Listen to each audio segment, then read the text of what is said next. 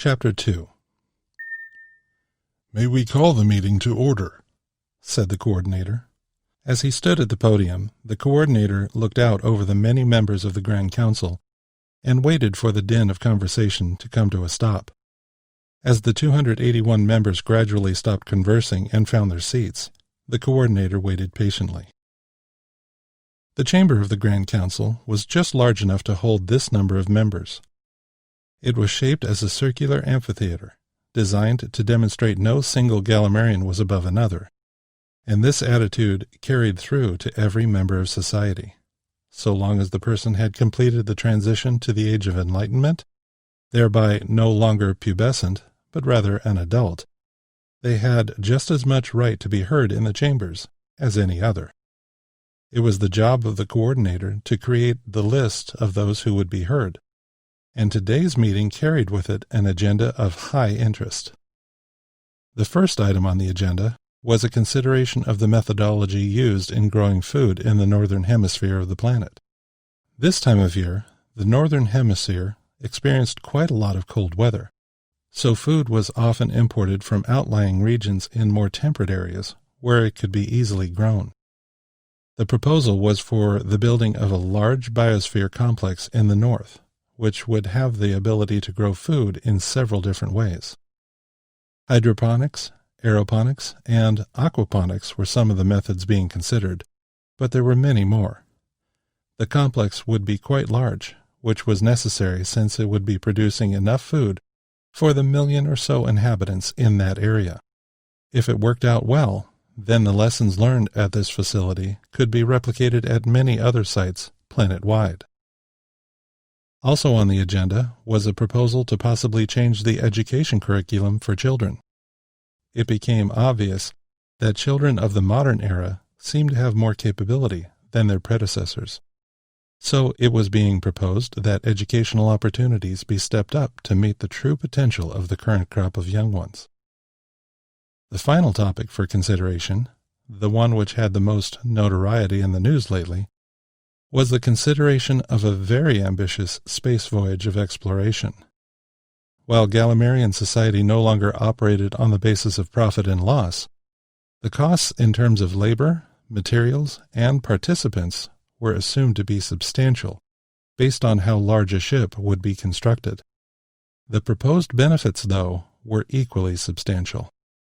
Eden was a planet whose makeup was almost identical to Galimar. The majority of its surface was covered with water, and there appeared to be 3 major land masses. But it wasn't really the water of the world that held the greatest interest of all Galimar. It was what was under the ground. The proposal covering the voyage to Eden was the brainchild of Eobach Aramin.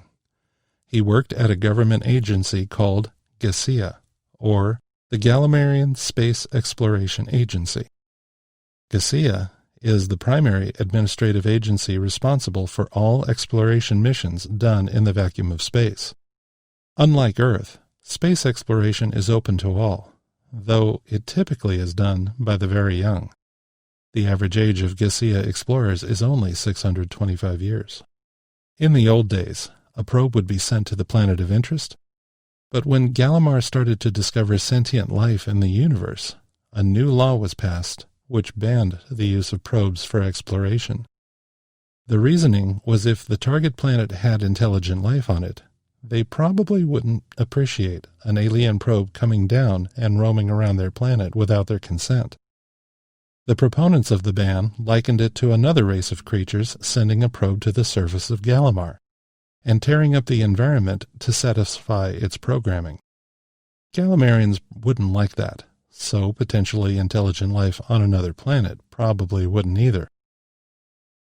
Eobach had been working on refining his proposal since well before many of the current set of GASEA explorers were even born.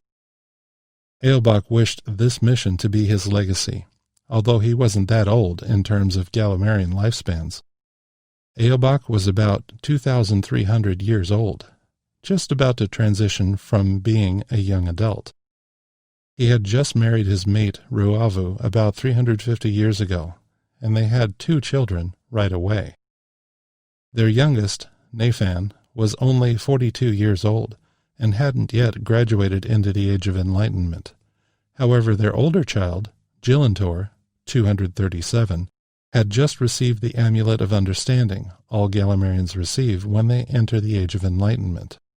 For most of the morning, Eobach remained in the anteroom, patiently waiting for his turn to speak to the council once all the deliberations and voting had been completed on the topics before his. He had hoped to speak before the noon meal, but that was not to be. While the issues of educational development came to a vote rather quickly, the issue concerning establishment of the food production biosphere experienced a lot of animated debate amongst the council members. It wasn't until the members reconvened after the midday break that all deliberations were completed and the matter put to a vote. It passed, but only by a narrow margin. Eobach was acutely interested in how the vote went on this referendum, noting how many of the council members argued it might not be a wise use of planetary resources. They argued that while it would provide food for the residents of that area, the food needed for those who lived there was being taken care of with existing arrangements. Since those individuals seemed to be fairly stingy with the purse strings of society, Eobach began to wonder what the likelihood of his proposal being passed would be in that atmosphere. Once the formalities of the vote were recorded and completed, the coordinator stepped up to the podium and moved the meeting on to the next matter up for consideration. My fellow council members, there has been much on our agenda today. However, we have one more matter to consider. Proposal 143-112-342, also known as the Eden Project. Here today to speak to us about this project is its principal designer and proponent, Eobach Aramin. At this time, I would like to invite Lord Aramin to the podium. As Eobach rose from his seat and walked to the podium, he thought about how he hadn't been called Lord for quite some time. But he supposed in the arena of the Grand Council of Galimar it was appropriate. It was just a title of respect for his position in Gessia. Eobach had plenty of notes he was going to follow while speaking to the council, of course. He had an entire briefcase outlining facts, figures, and estimates. There were volumes of scientific data on how important this mission was, and he had materials which showed how each and every minute of it had been planned. Everything had been exhaustively researched by either Eobach or any number of undergraduates who worked with him at Gessia. As he neared the podium, a thought occurred to him that perhaps he should make a last-minute change to what he should say to the council. He normally wasn't the type of person who would impulsively change things, especially ones this important. But getting to the podium, something came over him, and he decided to approach his presentation differently than he had practiced. He decided to hit the issue of expense head-on. He knew virtually the entire planet of Galimar would be tuned in to hear what he said on this subject, but he forced himself to just focus on the inhabitants of the council chamber. Distinguished lords and ladies of the Grand Council of Galimar, it is my privilege to speak to you today on a subject that has been close to my heart for many years. I bring before you a proposal to build a starship designed to travel to a planet named Eden. Unexpectedly at that moment there was a clap, which could be heard in the far corner of the room. That clap, which might as well have been a clap of thunder, seemed to open a floodgate of applause among the members of the council. It took Eobach by complete surprise that this happened so quickly. While the applause continued, it occurred to him this chamber would naturally reflect the overwhelming support he felt among the general populace of the planet. He never let himself become complacent about the support, though, and never took it for granted. He knew that while the project was popular, it needed to be backed up by hard facts, hard figures, and hard science. As he looked out over the audience, the applause eventually diminished. Eobach continued. While there are many reasons why this project should be undertaken, and many reasons why this project is wildly popular among the population of our planet, and among yourselves, let me not mince words. This project is expensive. Very expensive. In fact, my proposal for the Starship project outlines a budget probably 10 times more expensive to complete than the food production facility just considered by this chamber. First, there is the cost of building the Starship. Then there is the cost of training the personnel who would go on the trip. Then there are the natural resources which would be used not only to create the ship, but also to supply the travelers. But to those who would detract from the importance of this mission by simply pointing at the numbers, let me offer another reason why this proposal should be considered. A reason that strikes at the heart of us as a people and speaks to the very fabric of who we are. For many of us, it is the very reason we get out of bed in the morning and why we find purpose in life. The main point of this mission, the very foundation of our civilization, is that we are explorers. It is who we are, and is reflected in the testimonial law we all live by. To deny this would be to deny all we have built as a society. In reality, everything about whether or not to undertake this mission all boils down to one deceptively simple question. Do the benefits of this mission outweigh the costs? As I stated earlier, the costs are enormous. But what are its benefits? First, this ship would be the first one built utilizing an amazing new technology called dark matter drive, developed at the University of Muron by Dr. Tukor and his incredibly gifted team of undergraduates. These drives have the ability to source limitless power from the universe itself. So, all the power needed for the Starship is produced from a unit only about 200 meters cubed.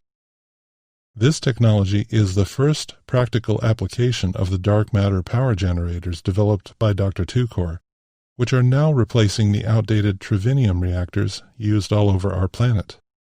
This clean energy, and the way this technology works in harmony with our environment, is a practical demonstration of our enlightened society. A starship centered around power sources that do not harm, but actually enhance life, is a fitting testament to the wisdom of our ancestors. The second benefit of this mission will be the utilization of suspended animation pods. One might ask, why is this a benefit? Suspended animation pods have existed over a long time. This, of course, is true. The medical industry has been using them for centuries to arrest the backsliding a seriously injured person quickly experiences, allowing doctors and nurses the time needed to fully plan out their treatment before rendering life-saving procedures. Using them for this mission, though, is something that has never been done before. Since this mission involves traveling for 10 years going there and 10 years coming back, it made sense to put the explorers in suspended animation during the voyage, since they would be traveling to a planet that would be the farthest world ever visited by Galimar. It was a practical consideration as well, since there would be no consumption of supplies en route to the planet, as well as coming back. The third and most significant benefit why this voyage should be approved by this council is that spectral analyses of the light coming from Eden shows this particular planet appears to be rich in a mineral known as palaminium, which isn't found anywhere on Galimar. In fact, it has only been seen on one other planet named Palamine, its namesake. Unfortunately, Palamine no longer exists because its sun went supernova, destroying the planet and all life on it. While pure palaminium by itself doesn't do anything interesting, what is interesting is what happens when you add things to it.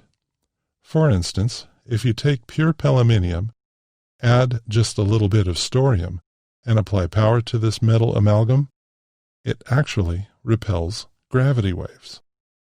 The mass of metal actually becomes weightless. More power causes more repelling of gravity. Effectively, this allows for the creation of any number of anti-gravity devices. What's also amazing is when you add godivium, to pure palominium, it has the opposite effect. Gravity is actually increased. You now have the essential building blocks of a tractor beam, which for millennia only existed in science fiction. With this metal, space travel would be revolutionized, since traveling from ground level to orbit would be a simple matter of supplying enough power to the ore.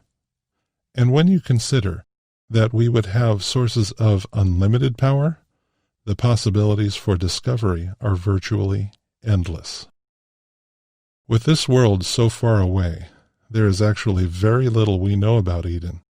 But when you think about it, isn't this what we as a people are all about? Isn't the discovery of knowledge and the wonder this voyage promises worth whatever price is to be paid? After continuing with many more details about the mission, the specific costs, and how it was planned to take place, Eobach neared the end of his dissertation. At this time, I'd like to open up the floor to any questions. Many hands were raised, but since he didn't know the names of all the council members, he pointed to one of the members near him. That council member stood. I am Council Member Kaz Enan from the district of Zentry Station. My question has to do with the cost versus benefit analysis of the project. I am inclined to think this mission is one where the necessary resources will be prohibitive. I'm not sure we should devote this much to an effort that, while amazing in terms of pure science, still doesn't return enough to us as a people to merit this sort of expenditure. Our resources are finite, Lord Aramin, and we need to make sure what we have is put to the best long-term benefit of all involved. Just when Eobach was searching his mind for an answer, another council member stood, and even though it was against standard procedure, began to speak. I am Ulan of the terraformed plains of Aziz, and if I may, I'd like to speak to the issues the Honorable Kaz Enan has raised. Eobach replied, The Speaker of the Floor recognizes Ulan of the terraformed plains of Aziz. Ulan continued, Lord Kaz Enan raises some good points about the benefits of the mission that should be important to the consideration of the project. But I would like to raise another point which should be equally considered by all members of the Council. What will be the long-term benefit of this mission? As both Lord Aramin and Lord Kaz Enan have pointed out, this project is indeed expensive, but have you considered the far-reaching benefits this would afford to us as a people? Turning to the council members representing the outlying colonies established on other planets, Ulan continued, For instance, when it comes time for you to travel back to your home worlds, you are now relegated to getting on a rocket ship blasting off and traveling to a spaceship waiting for you in orbit. That ship is designed to travel for a relatively long period of time until you get to your colony, right? But, he continued, let's suppose the raw element palominium is being mined from a planet like Eden. Let's also suppose this element is available for all to use. Those who needed to travel to their ship in orbit would no longer require the dangerous, expensive, and environmentally damaging rocket engines that currently raise us aloft.